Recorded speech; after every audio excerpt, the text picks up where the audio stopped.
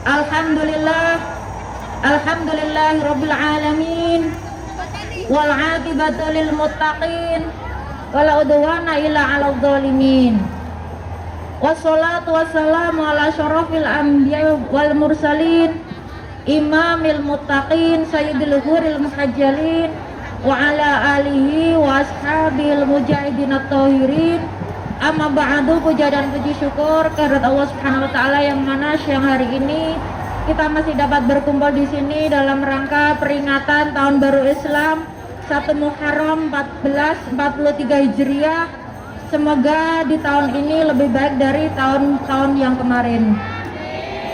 Yang kedua, sholawat serta salam mari kita sanjungkan kepada Rasulullah Muhammad Sallallahu Alaihi Wasallam yang telah membawa kita dari zaman kebobrokan, zaman kejahiliahan, zaman kemunafikan menuju adinul haq, yaitu agama Islam. Semoga kelak kita akan mendapatkan syafaatnya di hari pembalasan. Allahumma amin. Tahun Baru Islam adalah sebuah tahun yang bersejarah khususnya untuk umat Islam. Karena mengapa? Saat itu ketika perjuangan Rasulullah yang selalu mendapatkan rongrongan dari kaum jahiliyah atau kaum yang belum masuk Islam, kaum Nasrani, kaum Yahudi, sehingga Rasulullah harus hijrah dari Makkah menuju Madinah untuk ekspansi agama Islam. Sehingga mengapa Rasulullah disebut sebagai nabi penutup semua nabi? Karena memang beliaulah yang membawa Islam, yang menyempurnakan agama-agama sebelumnya, sehingga Islam menjadi agama yang rahmatan lil alamin, agama yang menjadi rahmat untuk seluruh alam. Peristiwa 1 Muharram itu sebagai bulan yang duka bagi umat Islam. Mengapa bulan duka? Karena saat itu pembantaian terhadap Sayyidina Hasan dan Sayyidina Husain, mereka adalah cucu daripada Rasulullah, karena perebutan kekhilafahan atau perebutan kekuasaan saat itu. Jadi saat itulah Rasulullah berduka, umat Islam berduka. Kenapa itu? 1 Muharram itu adalah bulan duka untuk umat Islam.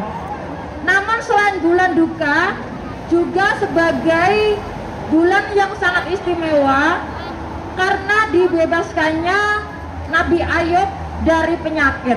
Jadi Nabi Ayub saat itu juga di bulan Muharram, setelah menerima cobaan sakit seluruh tubuhnya, pada bulan Muharram beliau sembuh total. Artinya bagaimana kita menyikapi bulan Muharram? Kita disunahkan untuk berpuasa sebagaimana kita merasakan kesusahan atau penderitaan yang dirasakan oleh Kanjeng Nabi Muhammad. Kenapa itu bulan Muharram identik dengan santunan anak yatim biasanya ya? Karena memang disunahkan juga untuk memberikan kebahagiaan terutama kepada keluarga kita, kepada anak yatim, kepada fakir miskin. Jadi sunahnya ketika hari biasanya kita makan hanya dengan kulup atau hanya dengan sayur-sayuran, di bulan Muharram usahakan yang lebih enak, menyenangkan keluarga, sedikit ada makanan yang agak sempurna, makanan yang agak istimewa. Itu sunnah dari Rasul. Jadi bagi majelis, mumpung ini bulan Muharram, perbanyak amal, perbanyak memberikan kebahagiaan baik kepada anggotanya dan juga kepada lingkungan sekitar atau sesama buruh migran khususnya. Terus hari ini kita juga merayakan Hari Kemerdekaan Republik Indonesia yang ke-76. Namun sayangnya kemerdekaan kita adalah kemerdekaan semu. Mengapa sampai detik ini Indonesia masih disebut sebagai Indonesia yang setengah jajahan, setengah feodal. Mengapa disebut setengah jajahan? Karena Indonesia yang kaya raya tidak mampu memberikan lapangan kerja kepada rakyatnya, sehingga banyak para warga negara Indonesia keluar negeri untuk mencari nafkah sebagai buruh migran seperti kita semua. Indonesia tidak mampu menciptakan lapangan kerja untuk para perempuan-perempuan yang mereka punya skill ya. Kalau kita, banyak dari kita pasti yang bisa menjahit, banyak dari kita yang sebagai guru tapi harus merantau ke luar negeri hanya sebagai seorang PRT. Itu bukti bahwa Indonesia tidak mampu memberikan kesejahteraan kepada rakyatnya. Kenapa itu harapan saya apresiasikan, saya berterima kasih kepada khususnya anggota kami yang sampai detik ini bersedia bergabung dan mendukung atas perjuangan terhadap rakyat Indonesia, khususnya yang berada di luar negeri dalam rangka untuk mencari nafkah kepada keluarga dan sebagai pahlawan devisa. Walaupun kita disebut sebagai pahlawan devisa, namun hidup kita tidak pernah diperhatikan oleh negara. Negara belum hadir sampai saat ini. Buktinya apa? Ketika kita keluar negeri semuanya diserahkan kepada PJTKI. Tidak ada satupun yang bisa kontrak mandiri. Tidak ada satupun yang bisa memproses kontraknya dari Indonesia langsung menuju ke luar negeri. Semuanya diserahkan kepada swastanisasi atau PJTKI. Dari situ imbasnya apa? Kita dipotong 7 bulan sampai 10 bulan, sehingga gaji kita selama 1 tahun hanya diberikan kepada pemerintah. Mengapa diberikan kepada pemerintah? Mereka mewajibkan kita masuk PJTKI. Uang kita masuk PJTKI. Untuk mendirikan sebuah PJTKI mereka harus membayar kepada pemerintah. Dari situlah kenapa itu sampai detik ini pemerintahlah yang membuat derita bangsanya sendiri. Dan sampai detik ini kita belum merdeka. Walaupun kita merayakan kemerdekaan hari ini, artinya kita adalah merayakan duka kita, bahwa kita masih sedih, kita ingin diperhatikan oleh negara, kita ingin kontrak mandiri. Karena dengan begitu kita akan terbebas dari yang namanya potongan agen. Mungkin hanya itu yang bisa saya sampaikan.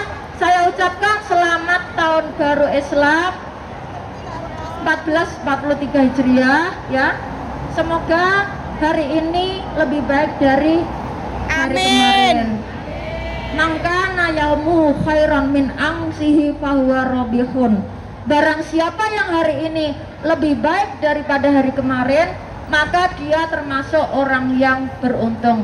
Wa mangkana yaumu min amsihi fahuwa khosirun. Dan barang siapa yang hari ini sama dengan hari kemarin, maka dia termasuk orang yang rugi. Wa man kana yaumu syawa'an min amsihi fahuwa halikun. Dan barang siapa yang hari ini lebih jelek daripada hari kemarin, maka dia juga termasuk orang yang rugi. Sekian dari saya, wallahu muwaffiq ila aqwamit thoriq. Wassalamualaikum warahmatullahi wabarakatuh.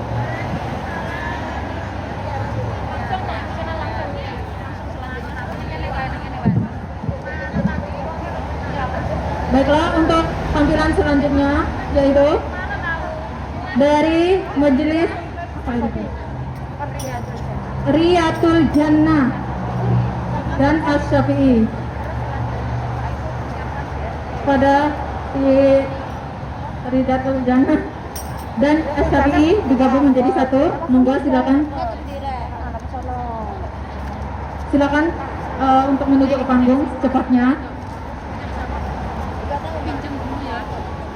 Untuk selanjutnya yaitu persiapan JSB, tolong dipersiapkan.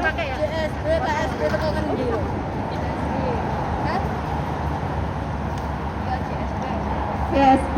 Ayo KSB tak kira. KSB ngono